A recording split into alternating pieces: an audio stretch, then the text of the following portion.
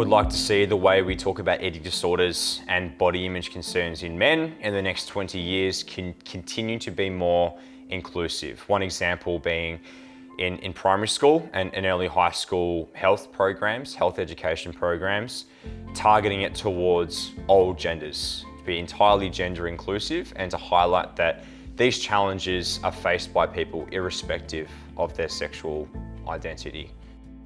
I initially felt as if my experience wouldn't be taken as seriously because I didn't meet the stereotypical presentation gender-wise, specifically appearance-wise. I felt like I wouldn't be taken seriously.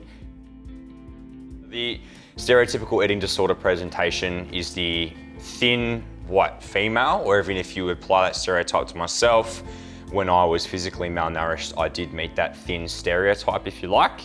However, when that changed and when I was perhaps physically, nutritionally rehabilitated, all the underlying psychological roots were still there and they hadn't been addressed fully yet.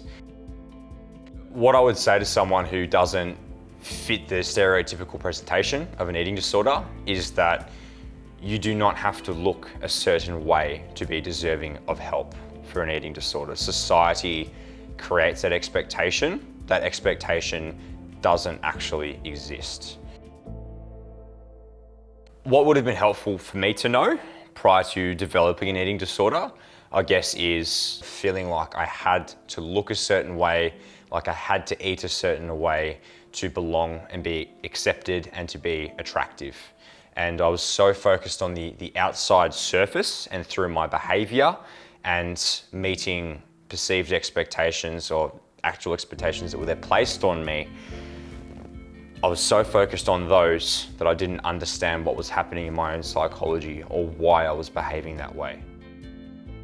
Well, we need to start seeing more body inclusivity and continuous highlighting that you do not need to look a certain way to be a wonderful person. And the last thing I'll say is, again, the continuation and increasing voices being, and like I've said every single time, I'm so grateful for Butterfly having me to be able to use my voice. But the more that organisations like this and platforms ask and call upon males, if that coincides with males feeling more comfortable and to be able to be vulnerable and accepted being vulnerable, then these things will continue to evolve and allow more males to speak out.